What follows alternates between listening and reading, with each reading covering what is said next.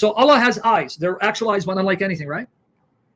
Yeah, but he doesn't resemble his creation. But even my hands do not resemble that of a dog. Yeah, so his hands aren't like anything. But my hands aren't like any dog hands, even though there are other humans like me.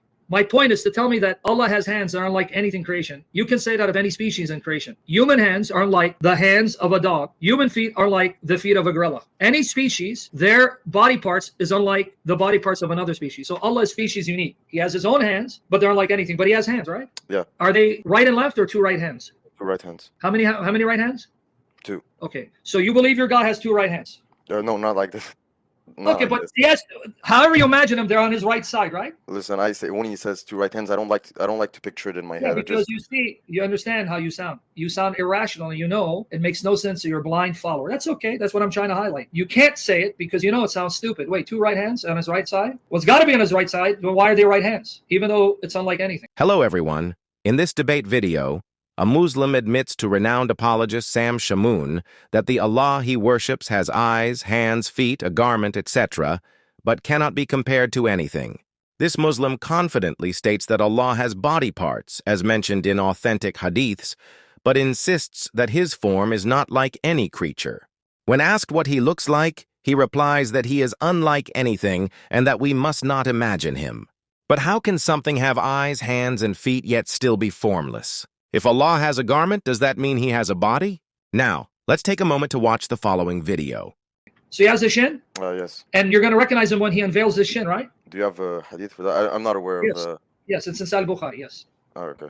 Well, if it says, yeah, I guess so. Yeah, I'll get you the links in a minute, but okay, so yeah, okay. So your God has a shin, he has two right hands, he has eyes. And he also wears an izar, a waist sheet, because according to Bukhari, when Allah created, the womb pulled on his waist sheet, yanked on his izar. So your God wears a waist sheet. You know that, right? I'm going to be honest, I didn't know that. Well, let me show it to you, because I don't want you to think I'm lying.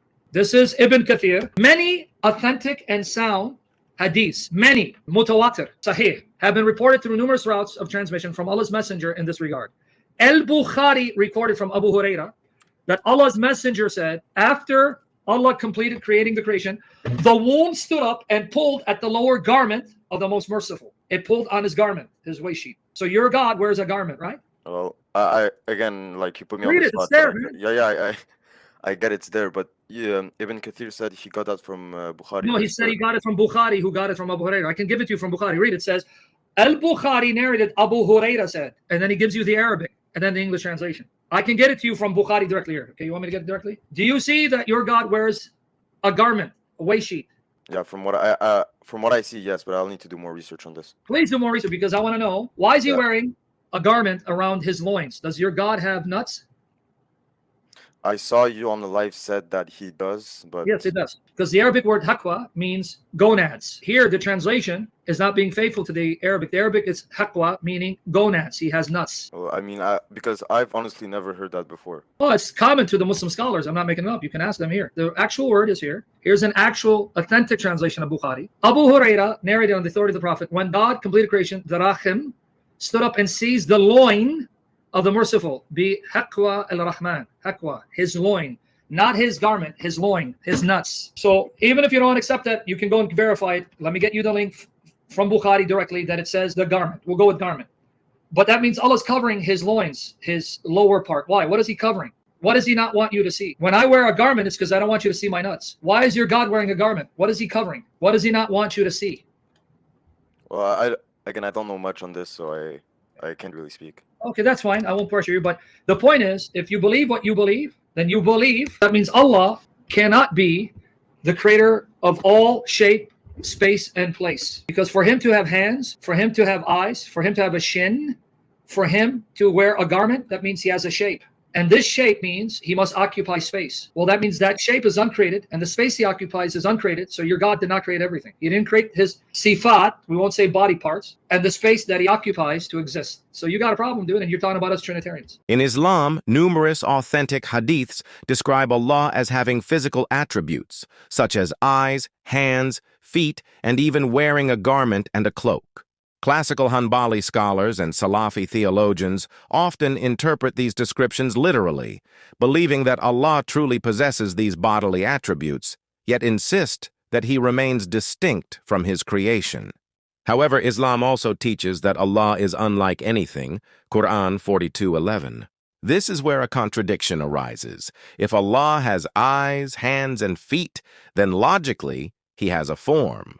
But if it is said that his form is unlike anything, the question emerges.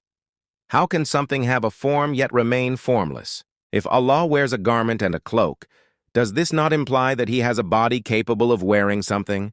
If it is argued that Allah's hand is different from human hands, it is still, by definition, a hand, regardless of its appearance. This creates a paradox within Islamic tawhid that cannot be consistently explained. In Islam, Allah's physical attributes are not merely temporary manifestations, theophanies, but are considered essential attributes of Allah. In contrast, in Christianity, when God is described with human-like attributes, it is not because he inherently has a physical body, but because he chooses to reveal himself in a way that humans can comprehend.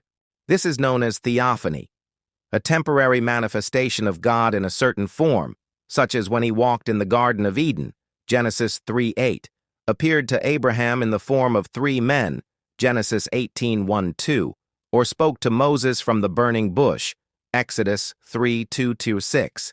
In all these instances, God did not actually possess a physical body, but manifested himself in a way that could be understood by humans. Furthermore, in Christianity, the concept of God taking human form is not merely a metaphor or symbolic description, but a historical reality in the person of Jesus Christ.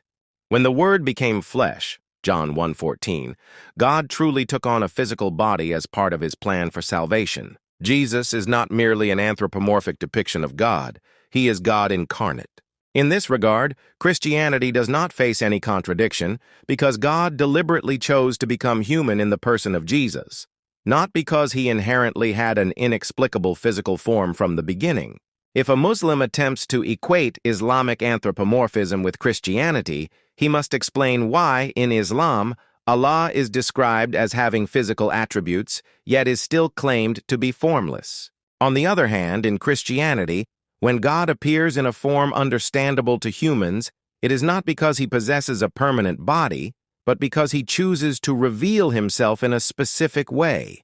The only exception is Jesus Christ, who truly took on a human body, not as a metaphor, but as a real event in history. From this, it is evident that Christianity has a theologically consistent framework, whereas Islam struggles to explain how something can have eyes, hands, and feet while still being considered formless.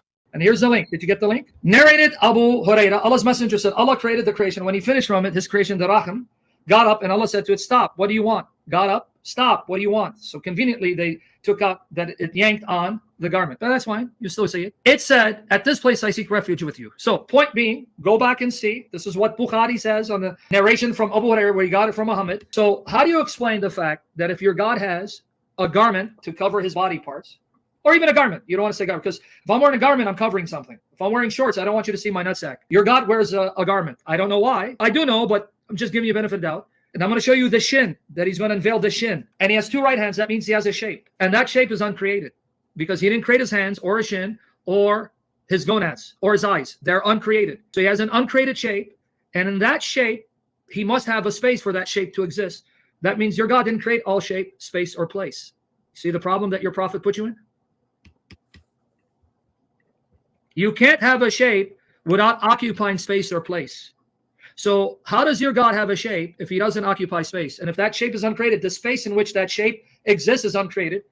So your prophet created a problem for you. You listening? Yeah, I'm listening. I'm just processing. Yeah. Now, it says your God also has a flank. You know, a side, a flank. Chapter 39, verse 56 of the Quran. Lest any soul should say, alas, my grief, that I was unmindful of the flank of Allah. Janbi or Jamb Allah. Jamb.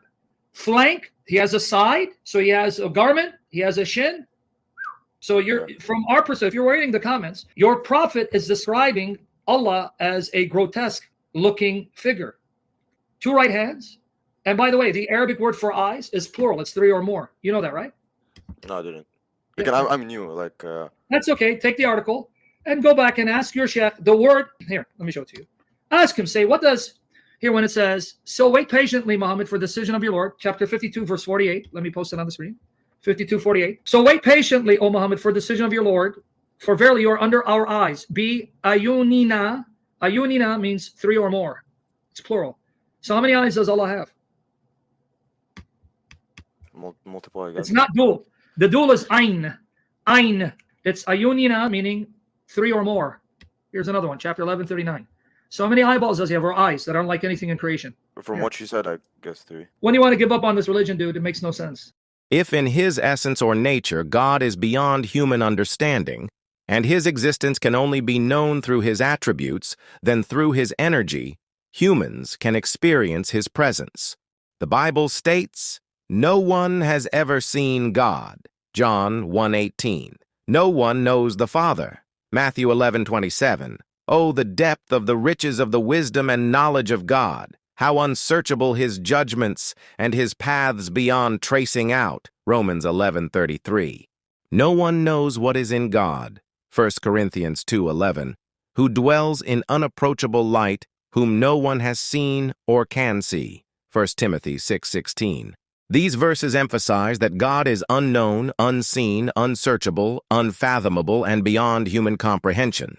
In short, they affirm that the nature of God is entirely beyond human understanding. His existence is so transcendent and mysterious that the Bible describes him in these terms. However, there are also other verses in Scripture that state, "He is not far from each one of us, for in him we live and move and have our being." Acts 17:27-28.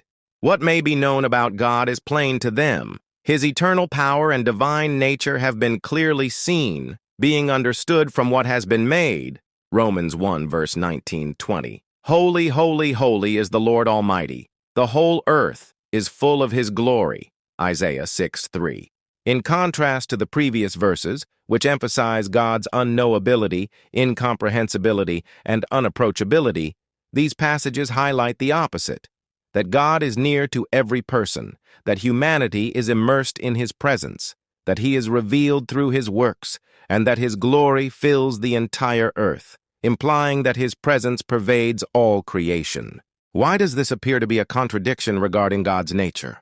It is not a contradiction, but rather two different aspects of God's presence.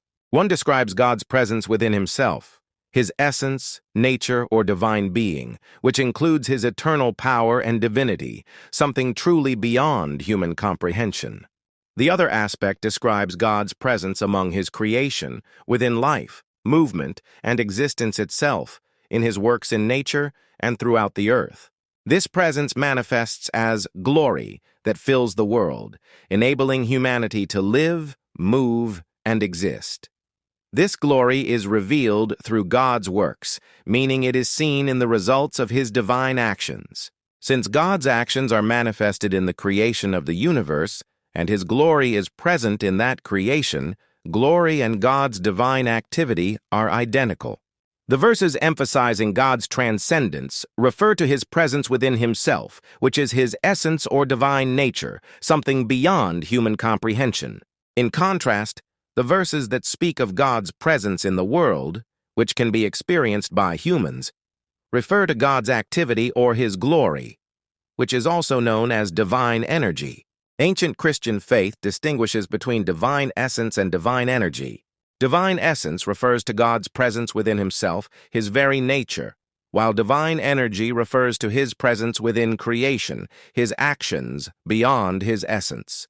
Yet both are real manifestations of God.